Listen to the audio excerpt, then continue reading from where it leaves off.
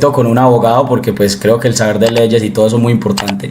Y aprovechando pues todo lo que está pasando, el tema de Aida y pues que ya teníamos el contacto y bueno, tú también eres una persona de redes que te expresa en redes, entonces está bien, ¿no?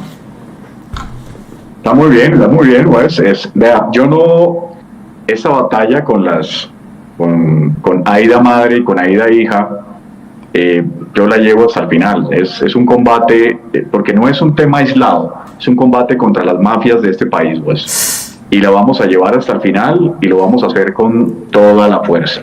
La gente piensa que estamos derrotados, pero no estamos derrotados. Ella está en libertad, nosotros seguimos adelante, ahora vamos para las grandes ligas, que es la Corte Suprema de Justicia, y vamos a darla toda, y vamos a sacarla de este problema a ella, a su mamá, a su familia, y a derrotar esas mafias. Listo, mira, te voy a hacer una pregunta que pues, obviamente ya muchos de aquí también saben la respuesta, yo sé la respuesta, pero hay muchas personas que tienen dudas sobre la supuesta captura inmediata de Aida. Entonces, si podrías explicar por qué Aida en este momento está libre, por qué Aida en este momento puede salir, digamos, a la calle tranquilamente, viajar. Si puedes explicar ese detalle para que la gente entienda el por qué Aida en este momento está libre, porque hay un montón de gente que piensa que ella está en la cárcel todavía. No, ella no está en la cárcel ni lo estará, y no lo ha estado tampoco nunca. ¿Cuál es el tema aquí, pues? La primera decisión de un juez, recordemos que en materia penal un proceso pues pasa por una etapa, y en esa primera etapa un juez dijo que ella era responsable y la condenaba a la prisión domiciliaria.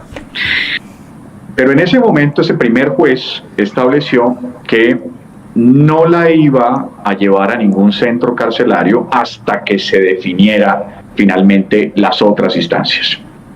Nosotros apelamos esa decisión, la Fiscalía también la apeló, que eso es otra cosa que vamos a explicar de por qué le extendieron la sanción penal inicial de 7 años con domiciliaria. Okay. Pero terminemos esta primera parte. Entonces, la semana pasada tuvimos la segunda decisión. El tribunal dice, la condenamos a 13 años, pero no va tampoco a prisión hasta tanto la Corte Suprema de Justicia, que es la máxima autoridad penal de este país, tome una determinación. Como ella no es un peligro, como ella ha estado siempre atenta a sus audiencias, como no hay necesidad en este momento de la sanción penal, no necesita estar privada de la libertad hasta tanto la Corte Suprema defina esto. Esa es la razón jurídica, pues, de por qué no está detenida ya hoy. Puede hacer su vida, puede salir del país, puede moverse por todas partes, puede seguir trabajando, en fin, está en ese momento en libertad. ¿Y por qué, si en primera instancia a ella la habían condenado a 7 años de casa por cárcel, le aumentaron la pena esta vez? Sí, esa es una buena pregunta que la gente no entiende, piensa que es que uno terminó equivocándose en la defensa. Eso no tiene nada que ver con la defensa. ¿Qué es lo que pasa? Que en términos generales a uno no le pueden desmejorar la pena. Es decir, que a uno, si lo condenan a 7 años, en la segunda instancia no lo pueden condenar a una pena mayor. ¿Qué pasó? Que como hubo 2 apelaciones, la nuestra y la de la Fiscalía consideró que en el conteo de la sanción penal había un error en la primera instancia.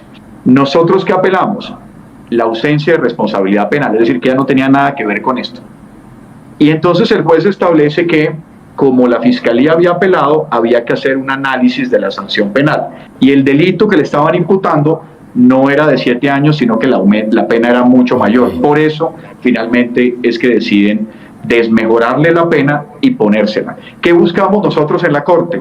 Buscamos finalmente que ni haya sanción penal, ni haya entonces responsabilidad, precisamente para que ella quede en libertad sin ningún tipo de evidencia penal. Pero eso de la Fiscalía está raro, ¿no? Están ahí como intensos ya. Vea, Westphal, eso es una persecución. Lo que ha pasado, como arrancó este tema en la Fiscalía en su momento, además le hicieron un operativo en ese momento después de la fuga de la mamá, como si ella fuera la mayor delincuente, y la transportaron en un avión de la Policía Nacional, una cosa absurda, que lo único que buscaba y que sigue buscando, pues, es presionar a su madre. Recordemos que su madre se ha enfrentado a las grandes mafias de este país. Y entonces, ¿qué buscaba fundamentalmente la fiscalía? Coger a la hija, presionarla y a partir de ahí entonces buscar que la madre dejara de hablar contra estas mafias. ¿Qué pasó? La mamá siguió hablando, la trajimos desde Venezuela. Están presos varios de los clanes mafiosos de este país. Está en juicio Julio Gerlain, que es un capo de la familia Gerlain. Estuvo preso Arturo Char en su momento. Entonces estamos dando una guerra fuerte y el talón de Aquiles de Aida Madre es evidentemente Aida Victoria. Pero vamos a seguir hacia adelante y vamos a demostrar eso, Wes. ¿Tú sientes que tu vida corre peligro por todo eso o tú te sientes tranquilo? Wes, mire, yo me he enfrentado con las más grandes mafias de este país. Jefes de organizaciones criminales están condenados a más de 50 años. Una organización criminal que era el Frente José Pablo Díaz de la SAUC. Muchos de esos personajes están presos hoy con relación a mi intervención. Hace una semana descubrimos el homicidio de Jorge Pizano, un ingeniero que fue envenenado hace muchos años, él y su hijo en la misma semana. Pudimos destapar eso. Y el expresidente Uribe, en ese momento en el que somos apoderados de víctimas, también está en juicio por nuestra intervención. Y evidentemente el caso de Aida Victoria pues no deja de ser un tema de tensión y de enemistad, pero pues yo estoy acostumbrado a enfrentarme con mucha gente y esta no es la excepción. Yo te hago una pregunta que yo siempre he tenido cuando me hablan de un abogado. Tú sabes que el abogado defiende hasta un asesino, ¿me entiendes? Es el trabajo de él. ¿Tú tienes los códigos o simplemente haces tu trabajo? Digamos, te llega alguien que tú sabes que hizo algo malo, realmente malo. ¿Tú aceptas ser abogado de esa persona o lo rechazarías porque tienes los códigos? Porque hay abogados que tienen los códigos. Sí, yo hay defensas que no hago. Yo por fortuna no dependo de nadie y tengo mi propia firma de abogados, es decir, yo escojo a quién defiendo. Yo no defiendo, por ejemplo, violadores, temas de delitos sexuales, no defiendo, porque yo sí trazo una línea en temas en los que enfrento. Normalmente el perfil mío es la defensa de personas perseguidas o bien por mafias políticas o bien por mafias o organizaciones criminales. Pero sí hay líneas que no paso, pero todo abogado tiene la obligación de defender y toda persona, sea quien sea, el criminal que sea, tiene derecho a una defensa. Pero yo sí tengo una línea trazada sobre a quién defiendo y a quién no. ¿Tú consideras que el caso con Aida Victoria con Aida Victoria Merlano es muy complicado? O sea, ¿lo has visto muy difícil? No, yo no considero que sea tan complicado, pues, por una razón. Mire, te voy a explicar. Yo no sé si tú has visto los videos del día de la fuga de la mamá. Sí, por ahí he visto alguno. El juez, fíjate lo siguiente, el juez dice que Aida hizo un aporte concreto en la fuga. Y lo que uno ve es una hija y un hermano despidiéndose de su mamá. Ahora, y yo te hago la pregunta a ti y a quienes nos ven, ¿será que en el fondo de esto está mal que Aida Victoria supiera que su madre se iba a escapar? Claro que no. Todos queremos lo mejor para nuestros padres, todos. ¿O acaso cuál es el punto aquí de inflexión al advertir que Aida Victoria podía tener conocimiento de que su madre se iba a fugar? Eso no la hace a ella cómplice, porque el conocimiento de una situación no tiene repercusiones penales. Entonces, yo pienso que aquí la Fiscalía estructuró una persecución en contra de Aida Victoria con el propósito de lastimar a su madre. Pero aquí no hay ningún elemento, ninguno, que establezca ni siquiera, pues, que el hermano de Aida Victoria llevaba en su maletín los elementos con que se fugó Aida. La propia Aida Madre, en el juicio, en declaración, advirtió que quien llevó esos elementos fue ella desde la cárcel. Y nosotros demostramos que falló el sistema de seguridad saliendo el buen pastor. Y no hay ninguna evidencia que establezca. Repito, la Fiscalía montó un circo con Aida Victoria y eso lo vamos a destronar. Hay una duda que es la que más O sea, esto me parece, es lo más absurdo que me parece a mí de todo esto. Mira, yo te hablo claro, yo de todo este caso me enteré mucho después de ya ser novio de Aida Victoria. O sea, yo no conocía nada de eso, nada. Me acuerdo que cuando yo salía con ella, a mí me preguntaban sobre los char, cosas así, yo no sé nada, yo soy de Medellín, yo no entiendo nada de eso. Apenas es que he aprendido muchas cosas y bueno, Aida es muy inteligente, también le enseña a uno muchas cosas. Y bueno, obviamente he visto cosas del caso, pues porque ahorita me toca informarme un poquito y leer y ver lo que está pasando. Y hay algo que a mí me parece o sea, lo que me parece más absurdo. Ella en este momento tiene un delito que es el que hizo que le aumentara más la pena, que fue por instrumentalizar a su hermano. ¿Por qué ese delito no se lo ponen a la mamá? Pues, o sea, debería ser a la mamá, ¿no? Esa es una buena pregunta. Y usted tiene una novia berraca. Le voy a contar, vea. El tema aquí es el siguiente. Esa era la gran pregunta que nosotros le hacíamos, por ejemplo, al tribunal en su momento. Mire, ¿ustedes cómo pueden decir que quien instrumentalizó a su hermano es Aida Victoria y no su madre? Y nunca nos respondieron eso. Esa pregunta que usted hace es fundamental, porque ¿sabe cuál fue la conclusión del primer juez y del tribunal sobre por qué Aida Victoria había instrumentalizado a su hermano? Dijeron, porque era su hermano y era la única persona que podía hacerlo. ¿Por qué? Porque su mamá no pudo haberlo llamado por teléfono a decirle a su hijo, me traes por favor unos instrumentos, si eso fuera así, que no lo es. Pero incluso podría, es decir, si quisiéramos establecer una duda, sería esa. ¿Por qué entonces, cómo se puede establecer que fue Aida Victoria si Aida Victoria no hizo nada? No hay un chat, por ejemplo, si uno dijera, no, es que existe un chat entre Aida Victoria y su hermano donde ella le dice, mira, por favor, tráeme esto al hospital. No, no existe nada. Eso lo sacaron de la manga, tanto la primera instancia como la segunda. Entonces, como no hay un elemento que lo pueda establecer, pues pudo haber sido cualquier persona o ninguno. Y recuerde, pues, que en materia penal la duda siempre será resuelta en favor del acusado. En este caso, si no se podía saber si había sido o la madre o la hija, pues tenían que absolverla precisamente por ese ejercicio de la duda que favorece al acusado. Bueno, ahí tiene que haber algo raro, pues, que no entenderemos nosotros, ¿no? Algo por debajo que está muy extraño, pues. Algo oscuro, algo oscuro. Muy oscuro, algo muy oscuro.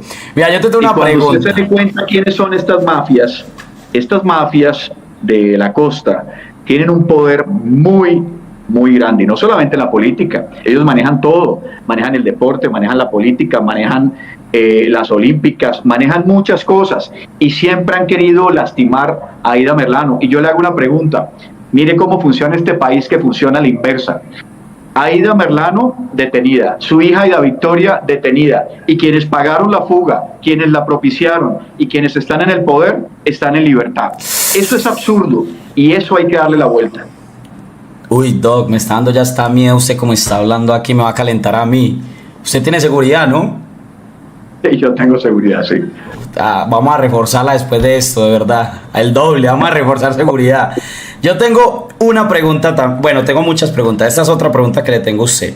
En toda la experiencia, en toda la cancha que usted tiene en su carrera como abogado, ¿alguna vez le ha tocado un caso así como ese que usted diga, hey, esto es injusto, de verdad, exageradamente injusto? ¿O esta es la primera vez que usted está viviendo algo así? Hay muchos casos, por ejemplo, yo soy apoderado de víctimas en las masacres del Aro y de la Granja. Eso es grupos de las autodefensas que entraron y masacraron a muchísimas personas. Entre otras, masacraron a abogados de derechos humanos y los liquidaron. Y todas esas personas después se volvieron empresarios prósperos y poderosos y políticos poderosos. Y obviamente eso tiene otra dimensión, eso son niveles altísimos de injusticia. En este caso, este es uno de los casos, que estamos viviendo con Aida Victoria, es un caso emblemático. Un momento que ya, se había muteado el micrófono, ya volvió. Sí, en la semana pasada, por ejemplo, y le compartimos con sus televidentes, que yo decía que habíamos podido descubrir un tema del caso Pisano, que seguramente muchas de las personas, o algunos sí sabrán, en una sola semana, el papá y el hijo se tomaron una dosis de cianuro y murieron en este país en el año 2018, que es el famoso caso Pisano. donde está metido un fiscal general de la nación. Y pudimos descubrir, por ejemplo, que hablando del padre, no se había tomado él accidentalmente esa botella de cianuro, sino había sido presuntamente un tema de un homicidio. Y su hijo, que vino, mire esto, el hijo vino de Europa al sepelio de su padre y se tomó el agua con cianuro que su padre había dejado en su escritorio. Inmediatamente quedó liquidado. Esos son casos que son emblemáticos. El caso de Aida Victoria es un caso que uno dice, ¿cómo es posible que empiece una persecución en contra de una joven que tiene, bueno, yo no sé Aida Victoria cuántos tiene, 23, 24 años? 24. Y cómo le truncan una vida a una persona tan joven. Esta es una gran injusticia y esto es por eso lo que hay que arreglar, y por eso estos espacios, pues, para que la gente, además, la gente habla mucho y la gente inventa mucho, y hay gente que obviamente odia a Aida Victoria, o me odian a mí, o a los dos, o a usted. Entonces meten simplemente todo en un mismo combo y dicen, ojalá que se vaya para la cárcel, porque fíjense que yo miraba mucho en redes y decían, pero ¿y por qué no se la han llevado presa? La gente tiene un morbo porque se la llevan a la cárcel y porque entonces tenga que pagar. Es una envidia, además, que van construyendo las personas que van haciendo una vida y una carrera profesional. Y pues evidentemente no. Y la gente dice, pero ¿cuál es el privilegio de Aida Victoria si hay muchas personas que las condenan y al otro día se las están llevando presa? Claro, eso es cierto, pero aquí la gente sabe que no existe la necesidad de la pena y que debemos llegar hasta el final. Pero sí es una gran injusticia. Bueno. La madre ese día del Buen Pastor dice que ella revisó a Aida Merlano madre. Dice que le revisó todo. Yo le pregunté si llevaba joyas, si llevaba algún tipo de cadenas, y la señora dijo que no. Yo le mostré un video a esa dragoneante dentro del centro odontológico. En ese video, Aida madre tenía puesto un reloj, que es un elemento prohibido, es decir, ella no podía tener ese reloj. ¿Cómo lo tuvo? Pues porque simplemente la dragoneante no la revisó bien. Significa que sí es posible que Aida trajera dentro de su cuerpo, recordemos que ella se amarra, tanto la cuerda, la soga, todas esas cosas con las que finalmente se escapa, se las amarra a su cuerpo, que supuestamente las llevó el hijo y el hermano de Aida Victoria. No, eso no es cierto, y eso es lo que queremos que la Corte evalúe con rigurosidad. Vamos a hacer un gran trabajo y seguramente va a quedar Aida Victoria en libertad.